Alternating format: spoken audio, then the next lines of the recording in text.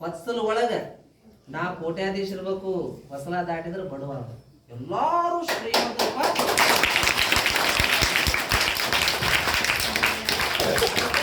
ಎಲ್ಲಾರು ಶ್ರೀಮಂತರಪ್ಪ, ನಾನೇ ಬಡವಪ್ಪ ಹಂಗಿರ್ಬೇಕು. ಎಲ್ಲರ ನಿಮ್ ಗೆಳೆಯ ಗೆಳತಿ ಅಂತ ಹೇಳಿ ಖರ್ಚು ಮಾಡಿನಿ, ಸ್ಟಾರ್ ತಿನ್ನಿ, ಗುಟ್ಕಾ ತಿನ್ನಿ ಮಾಡಿದ್ರೆ ನಿಮ್ ಜೀವನ ನೀವ ಹಾಳು ಮಾಡ್ತೀವಿ. ಒಳ್ಳೆ ಮೈ ತುಂಬ ಬಟ್ಟಿ ತೊಡಬೇಕು. ಅರ್ಥದ ನಾ ಹೆಂಗ್ ಮೈ ತುಂಬ ಬಟ್ಟಿ ತೊಡಿದ್ರಿ ಹಂಗ್ ಮೈ ತುಂಬೆ ಬಟ್ಟಿ ತೊಡಬೇಕು. ಆಮೇಲೆ ಒಳ್ಳೆ ಗೆಳತಿ ಕಲಿಬೇಕು. ಆಮೇಲೆ ದಿನ ನೋಟ್ಸ್ ಮಾಡ್ಕೋಬೇಕು.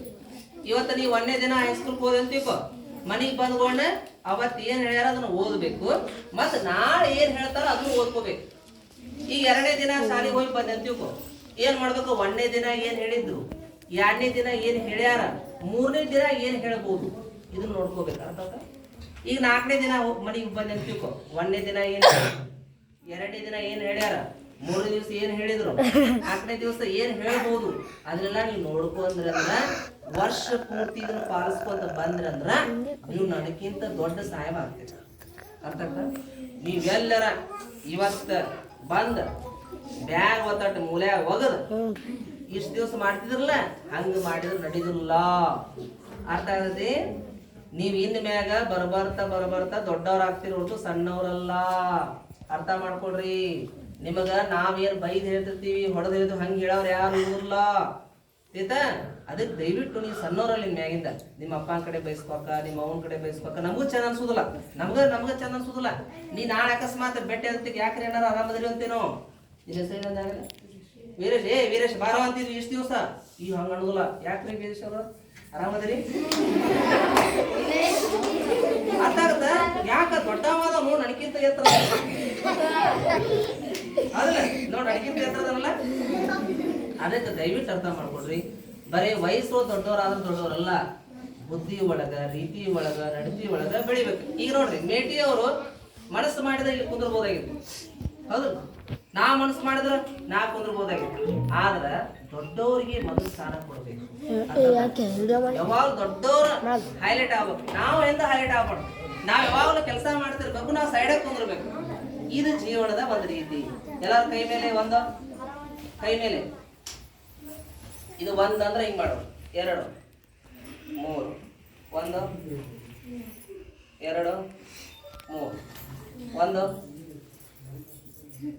2 3 ಇದನ್ನ ನೆನಪಿಟ್ಕೋಬೇಕ. ನೆನಪಿಟ್ಟು 1 ಅಂದ್ರೆ ಸಾಕು, ನೀವು ಕಟ್ಟ ಕೈ ಎತ್ಕೊ. 2 ಅಂದ್ರೆ 3 ಅಂದ್ರೆ ಅರ್ಥ. ಇದನ್ನ ನೀವು ಪಾಲಿಸ್ರಿ. ನಿಮ್ಮ ಅವ್ವ ಅಪ್ಪಾಗ ಎಂದು ಎದುರು ಮಾತಾಡ್ಬೇಡ್ರಿ. ಅರ್ಥಾತ? ಹಾ, ಅರ್ಥಾತ? ಇಷ್ಟು ನೆನ್ಪಿಟ್ಕೊಡ್ರಿ. 1 2 3 ಈಗ ನನ್ನೇ ನೋಡ್ಬೇಕು, ಆ ಕಡೆ ನೋಡ್ಬಾರ್ದು. ಇಷ್ಟು ನೀವು ನೆನಪಿಟ್ಕೊಡ್ರಿ. ಆಮೇಲೆ ಅವ್ವ ಅಪ್ಪನ ಮಾತು ಕೇರಿ, ಗುರು ಹಿರಿಯರ ಮಾತು ಕೇರಿ, ಯಾರ ಬೈದಿರ ಆಯ್ತ್ರಿ. ಏನ್ ಆಗಲ್ಲ, ಏನ್ ಹೇಳಿದ್ದೇನ ತಪ್ಪಾದ್ರಿ ಇದೇ ಮಾಡಂಗಿಲ್ರಿ, ತಪ್ಪಾದ್ರಿ ಅನ್ರಿ. ಇಷ್ಟು ನೋಡಿ, ಜೀವನದ ಸಕ್ಸಸ್ ಸೂತ್ರ ಇಷ್ಟು ಮಾಡ್ರಿ. ಆಗಲೇ ಹೇಳಿದ್ದಲ್ಲ, 1ನೇ ದಿನದ ಅಭ್ಯಾಸ, 2ನೇ ದಿನದ ಅಭ್ಯಾಸ ಹೆಂಗ್ ಮಾಡ್ಕೋಬೇಕಂತ ಇಲ್ಲ. ಹಂಗ ವರ್ಷ ಪೂರ್ತಿ ಹೋಗ್ಬೇಕ, ಬೇಸರ ಮಾಡ್ಕೋಬಾರ್ದು. ಹಂಗ ಮಾಡಿದ್ರ ನಿಮಗೆ ಎಲ್ಲಾ ನೆನಪು ಉಳಿತದ.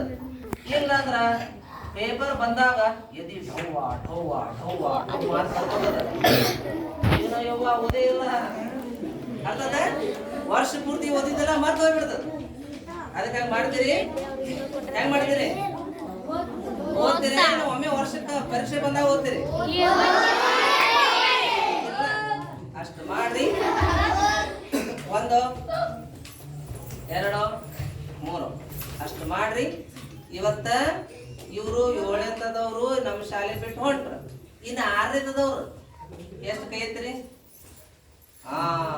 ಹೆಣ್ಮಕ್ಳು ಇಲ್ಲ 6ನೇದಕ್ಕೆ ಇಬ್ರ, ಬರೀ 3 ಮಂದಿ. 5 ಮಂದಿ ಒಟ್ಟ ಈ ಶಾಲೆ ಒಳಗೆ ಸ್ಟ್ರೆಂತ್ 124 ನೋಡ್ರಿ. ಕಡಿಮೆ ಅಂದ್ರೆ ಒಂದು 200 ಮ್ಯಾಗ ಅವ. ಅಂದ್ರ ಈ ಶಾಲೆಗೆ ಹೆಚ್ಚಿಗೆ ಅನುದಾನ ಬರ್ತದೆ, ರೊಕ್ಕ ಬರ್ತದೆ. ಅದಕ್ಕೆ ಏನ್ ಮಾಡ್ರಿ, ಬೇರೆ ಬೇರೆದವ್ರು ದಯವಿಟ್ಟು ಬೇರೆ ಶಾಲೆಗೆ ಎಲ್ಲೇ ಹೋಗೋರು ಇಲ್ಲೇ ಹೆಸರಿ ಅದಲ್ಲ ಅಪ್ಪಿ ಕೇಳಲಿ. ಅದಕ್ಕೆ ನೀವೇನು ಆರದವ್ರಲ್ಲ, ಇನ್ನು ಮ್ಯಾಗಿಂದ ನೀವು ಈ ಶಾಲೆಗೆ ಹೋಗ್ಬಿಡ್ಬೇಕು. ನೀವೇನಿಲ್ಲ ಆರದವ್ರು, ಇನ್ನು ಮ್ಯಾಲಿಂದ ನಮ್ಮ ಶಾಲೆ ಹಿರಿಯಾರ ನೀವು. ಗೊತ್ತಾದಿಲ್ಲ ಯಾರು ನೀವು? ಹಾ, ನೀವೇನ್ ಮಾಡ್ಬೇಕಂದ್ರೆ ನಿಮ್ಮನ್ನ ನೋಡಿ 4 ಮಕ್ಳು ಕಲಿಯಂಗಿರ್ಬೇಕು. ಯಾಕ್ಲೆ ಹೋಗ್ಲೆ ಅನ್ನಬಾರ್ದು. ಬಾರೋ ಹೋಗೋ ಬರ್ರಿ ಹೋಗ್ರಿ ಅಂತ ಹಂಗ ಮಾತಾಡ್ಬೇಕು. ಅರ್ಥ ಆತ? ಹಂಗ ಮಾಡಿದ್ರಂದ್ರೆ ಈ ಶಾಲೆ ಎಲ್ಲಾ ಶಾಲೆ ಚಲೋ ಆಗ್ತದ. ಆಮೇಲೆ ಅತಿಥಿ ಶಿಕ್ಷಕರು ಪಾಪ ಅವರು ಒಳ್ಳೆಯವ್ರ. ನಾ ಮೊನ್ನೆ ಬಂದೇನಿ, ಆ ಮೇಡಮ್ ಗದ್ಗದ್ ನಡ್ಕಂತ ಪಾಪ ಅವ್ರ ಮುಂದೆ ನನಗ ನಿಂದ್ರಾಕ್ ಮನಸ್ಸು ಬರಲಿಲ್ಲ. ಪಾಪ ಅವ್ರು ಗದ್ಗದ್ ನಡ್ಕಂತ. ನಾವು ನಿಮ್ಮಲ್ಲಿ ಒಬ್ರು. ಅರ್ಥ ಆತ? ಅದಕ್ಕೆ ಇರ್ಲಿ. ಅದಕ್ಕಿಷ್ಟ ಹೇಳ್ತಾ ನಮಗ ಸರ್ ಆಗಲೇ ಹೇಳಿದ್ರು, ನಮ್ಮ ಈ ಶಾಲೆ ಒಳಗ 1 ರಿಂದ 7ನೇ ತನಕ ಕಲಿತು ಯಾವ ಮಕ್ಕಳು ಒಳ್ಳೆ ಹೆಸರು ಪಡೆದಾರ. ಮಾರ್ಕಸ್ ಅಲ್ಲ, ಮಾರ್ಕಸ್ ಇದಕ್ಕ ಸಂಬಂಧ ಇಲ್ಲ.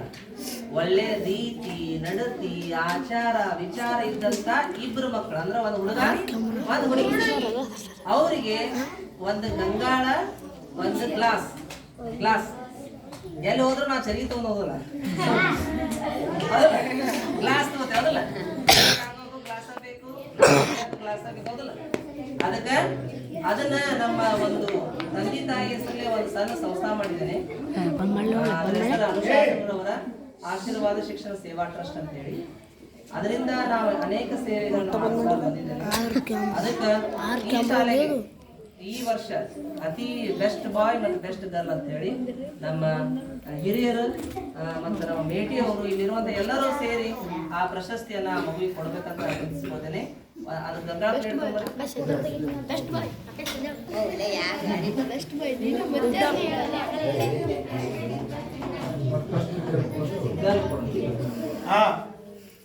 ನೋಡ್ರಿ, ನಮ್ಮ ಶಾಲೆ ಒಳಗೆ ಬೆಸ್ಟ್ ಗರ್ಲ್ ಅಂತ ಯಾರು ಆಯ್ಕೆ ಆಗ್ಯಾರಪ್ಪ ಅಂದ್ರೆ ಗೊತ್ತಾಗ್ಯದ?